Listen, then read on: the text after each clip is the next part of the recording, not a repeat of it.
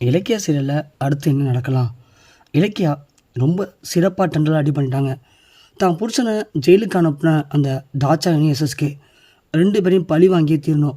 அதுவும் தாட்சாயணி எஸ்எஸ்கே 2 பேரும் ஆஃபீஸில் டெண்டரில் அடி பண்ணதுக்கப்புறமா தாட்சாயணி எஸ்எஸ்கேவை பார்த்து, எஸ்எஸ்கே கண்டிப்பாக அந்த டெண்டரில் நம்ம ஜெயிச்சிருவோம்ல. என்ன தாட்சாயணி, ஏன் உனக்கு அவ்வளோ சந்தேகம்? இல்லை எஸ்எஸ்கே, அந்த கௌதம் ஏதோ ரெடி பண்ணி இலக்கியா டெண்டரில் பயங்கரமாக ரெடி பண்ணியிருக்காளாம். எனக்கு இப்போ தான் கௌதம் கம்பெனிலேருந்து அந்த நம்மளுடைய இன்ஃபார்மர் கால் பண்ணி அவன் சொன்னது கேட்கும்போது எனக்கு ரொம்ப பயமாக இருக்குது எஸ்எஸ்கே. அந்த இலக்கியா ரொம்ப ரொம்ப தெளிவாக இருக்கலாம். இது வரைக்கும் பார்க்காத ஒரு இலக்கியாவை நான் பார்த்தேன் மேடம் அப்படின்னு அவன் சொல்லும்போது எனக்கே ரொம்ப அதிர்ச்சியாக இருந்துச்சு எஸ்எஸ்கே. அதான் கௌதமோடைய செயல்பாட்டில் இந்த இலக்கியா மட்டும் டெண்டர் ஜெயிச்சிட்டானா அப்புறம் நாம் இவ்வளோ நேரம் போட்ட பிளான்லாம் வேஸ்ட்டாக போயிடாத எஸ்எஸ்கே. ஐயோ தாட்சாயணி, அதெல்லாம் ஒன்றும் ஆகாது. நீ தான் சொன்னியே பைரவிட்ட பேசுகிறேன்னு சொல்லிட்டு. கண்டிப்பாக அந்த பைரவி எப்படியும் நைட்டு அந்த இலக்கிய அடிப்படைக்கு டெண்டரை பார்த்து நம்மள்கிட்ட என்ன அமௌண்ட்னு சொல்ல போகிறா. நாம் பைரவி சொன்னதுக்கப்புறம் நாம் அதுலேருந்து கரெக்டாக ₹1 கம்மியாக கோட் பண்ணுவோம். அப்போ தான் நாளைக்கு அந்த இலக்கியா தோற்று போகிறது மட்டும் இல்லாமல் நம்மளை விட எப்படி ₹1 கம்மியாக அவங்க கோட் பண்ணாங்க அப்படின்னு யோசித்து பைத்தியம் பிடிக்கணும் அவளுக்கு. அதுக்காக தானே வெயிட் பண்ணுற தாட்சாயணி. கண்டிப்பாக நீ வேணால் பாரு, பைரவி எப்படியும் நமக்காக இந்த ஹெல்ப்பை பண்ண தான் போகிறான் அப்படின்னு இங்கே எஸ்எஸ்கே பேசவும் தாட்சாயணி ஒன்று, என்னமோ எஸ்எஸ்கே, நாம் மட்டும் இந்த டெண்டரில் ஜெயிக்காமல் போயிட்டோம்னா நாம் கார்த்தியை கடத்தினது, கௌதமை கடத்தல் பள்ளி போட்டு உள்ளே தள்ளினது எல்லாமே வேஸ்ட்டாக போயிடும் எஸ்எஸ்கே. தாட்சாயணி, நீ ஏன் இப்போ டென்ஷன் ஆகிற? அதெல்லாம் எதுவும் ஆறாது, புரியுதா? நாம் பிளான் பண்ண மாதிரி கண்டிப்பாக எல்லாமே நல்லபடியாக நடக்க தான் போகுது. இதுக்கப்புறம் அந்த கௌதமுடைய ஆட்டம் ஒழிஞ்சிச்சு தாட்சாயணி. அவன் என்றைக்கு ஒன்று அடிக்க கை வாங்கினானோ அன்றைக்கே அவன் ஆட்டம் முடிஞ்சு போச்சு. நீ வேணால் பாரு, நாளைக்கு நமக்கான நேரம் ஆரம்பிச்சிச்சுன்னு அர்த்தம். டெண்டர் ஜெயிக்க போகிறோம், கௌதம் நிரந்தரமாக ஜெயிலில் இருக்க போகிறான். அதுக்கப்புறம் அஞ்சலி நம்ம பேச்ச மட்டும் தான் கேட்பா. அந்த கௌதம் வீட்டில் என்ன குழம்பு வைக்கணும், என்ன சமைக்கணும்னு கூட நாம் சொன்னதான் அஞ்சலி செய்ய போகிறான். அதுக்கப்புறம் நம்ம தான் பிஸ்னஸில் நம்பர் 1. கௌதம் குடும்பம் நம்ம காலுக்கு அடியில், புரியுதா?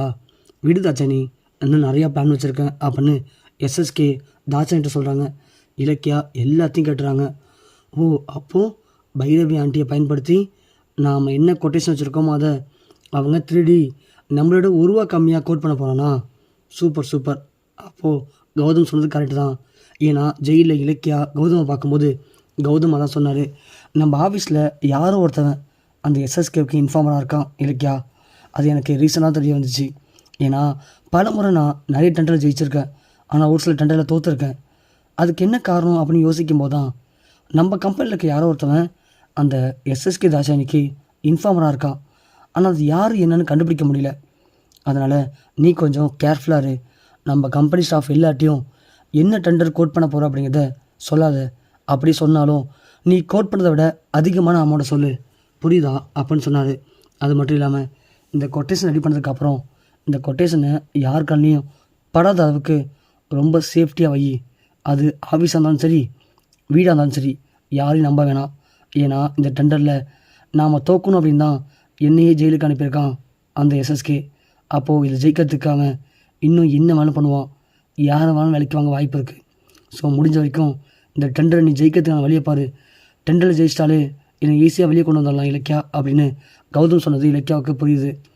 கௌதம் சொன்னது கரெக்டு தான் அப்படின்னு நாம் முதல்ல இந்த டெண்டர் ஜெயிப்போம். அதுக்கப்புறமா நம்ம ஆஃபீஸில் யார் இந்த எஸ்எஸ்கேவுக்கு இன்ஃபார்மராக இருக்காங்க அதை கண்டுபிடிக்கலாம். அதுக்கப்புறம் பைரவி ஆண்டியுடைய உண்மையான முகத்தை கிழிச்சு அவங்களுக்கு சரியான பாடத்தையும் புகட்டணும் அப்படின்னு இலக்கியா முடிவு பண்ணுறாங்க. முடிவு பண்ணி தான் டெண்டரை ஒரு கவரில் போட்டு கொண்டு போய் பூஜை ரூமில் வைக்கிறாங்க பேரில் பொய்யான ஒரு டெண்டரை கொண்டு போய் பூஜை ரூமில் வைக்கிறாங்க. வச்சு சாமி கும்பிட்டுட்டு போய் படுத்துடுறாங்க. படுத்த கொஞ்ச நேரத்தில் இங்கே பைரவி ஃபோன் பண்ணுறாங்க எஸ்எஸ்கேவுக்கு. எஸ்எஸ்கே, பாரு தாட்சாயணி, பைரவி ஃபோன் பண்ணுறா அப்படின்னு சொல்ல இலக்கியா ரூமில் உட்காந்து ஹெட்செட் போட்டு கேட்குறாங்க. பைரவி, என்னாச்சு? எஸ்எஸ்கே, நீங்கள் சொன்ன மாதிரியே அந்த கொட்டேஷன் எடுத்துட்டேன். அதில் இலக்கியா என்ன கோட் பண்ணியிருக்கா தெரியுமா அப்படின்னு அமௌண்ட்டு சொல்கிறாங்க. இது போதும் பைரவி, எனக்கு தெரியும் நீ கண்டிப்பாக இதை பண்ணிவிடுவேன்னு சொல்லிட்டு நான் கூட தாட்சாயணிட்ட சொன்னேன். ரொம்ப நன்றி பைரவி, நீ பண்ண ஹெல்ப்பை நான் மறக்கவே மாட்டேன்.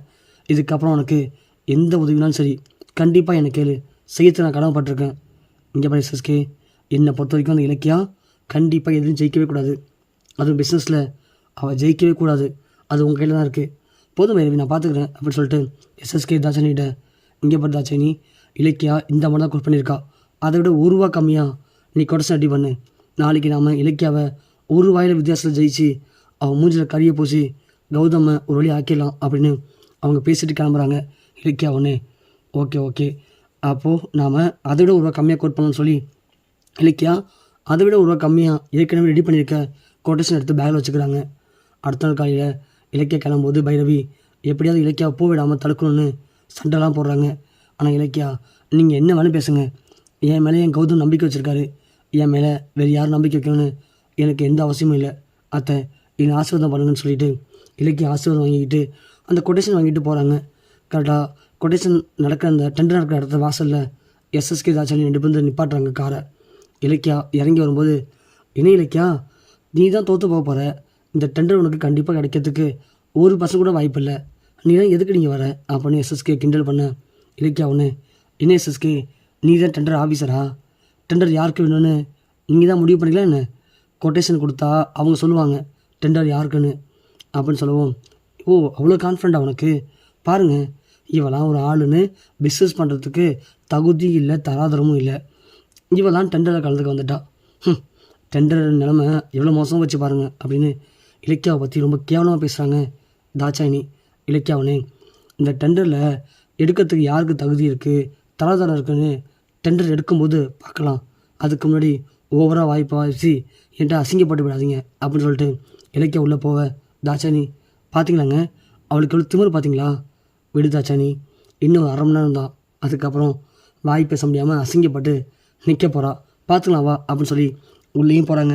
எல்லோரும் கொட்டேஷன் கொடுக்கவும் பார்த்துட்டு இது மாதிரி இலக்கிய தான் இருக்கிறதுலே கம்மியாக கோட் பண்ணியிருக்காங்க, ஸோ கௌதம் குரூப் ஆஃப் கம்பெனிக்கு தான் இந்த டெண்டர் போகுது அப்படின்னு டெண்டரை அறிவிக்கிறாங்க. அதை கேட்டதும் எஸ்எஸ்கே கடுப்பாகி அந்த டெண்டர் ஆஃபீஸர் போயிட்டு, இல்லை சார் சொல்கிறீங்க, எப்படி அவள் கம்மியாக கோட் பண்ணியிருப்பான், நான் தான் இருக்கிறது கம்மியாக கோட் பண்ணியிருக்கேன் அப்படின்னு சொல்லி டெண்டர் எடுத்து காட்டுறாரு. ஆனால் எஸ்எஸ்கே கோட் பண்ணியிருக்கிறத விட ரூபா கம்மியாக இலக்கியா கோட் பண்ணியிருக்கிறத பார்த்து எஸ்எஸ்கே அதிர்ச்சி அடைகிறாரு. இலக்கியாட்ட வந்து, இலக்கியா என்ன பண்ண, எப்படி நடந்துச்சு சொல்லுடி அப்படின்னு கேட்க, எஸ்எஸ்கே இதெல்லாம் நீ பண்ணுவேன்னு எனக்கு முன்னாடியே தெரியும், அதனால தான் நான் பூஜை ரூமில் ஒரு பொய்யான கொட்டேஷன் வச்சேன், அதை பைரவி ஆண்டி எடுத்து வந்துட்ட சொன்னாங்க, நீ அதை விட ரூபா கம்மியாக கோட் பண்ணுவேன்னு நான் என் முன்னாடியே கணிச்சு வச்சேன், அதனால தான் நான் அதை விட ரூபா கம்மியாக கோட் பண்ணேன், லாஸ்ட்டில் நீ வச்ச வழியில் நான் சிக்கலடா, நான் விரிச்ச வழியில் தான் நீ சிக்கியிருக்க, இந்த டெண்டருக்காக தானே என் புருஷனை ஜெயிலுக்கு அனுப்புனேன், கடைசியில் அதே டெண்டரை இப்போது என் புருஷன் என்னை வச்சு ஜெயிச்சு உன் மூஞ்சில் கறியை பூச்சிட்டாரா, இப்போ தெரியுதா டெண்டர் எடுக்கிறதுக்கு தகுதி தராதரம் முக்கியம் இல்லை, அறிவு இருந்தால் போதும், டெண்டர் ஜெயிக்கல யார் வேணும் ஜெயிக்கலாம். என்ன தாட்சாயினி, மூஞ்சை கொண்டு போய் இப்போ எங்கே வச்சுக்க போகிற, இந்த டெண்டரில் எப்படி நீங்கள் போட்ட திட்டத்தை முறியடித்து டெண்டரை ஜெயிச்சனோ அதே மாதிரி நீங்கள் போட்டிருக்கிற கடத்தல் நாடகத்துலேருந்து கௌதமுக்கு இதுக்கும் எந்த சம்மதமும் இல்லைன்னு நிரூபித்து கௌதம் நிரபராதின்னு வெளியே கொண்டு வர தான் போகிறேன், அதை பார்த்து நீங்கள் அசிங்கப்பட்டு நிற்க தான் போகிறீங்க, அது வெளியே வா இல்லை ஜெயில் கம்பிக்கு உள்ளே வாங்குறத நீங்களே முடிவு பண்ணிக்கன்னு சொல்லிட்டு இலக்கியா கெத்தாக அங்கேருந்து கிளம்புறாங்க.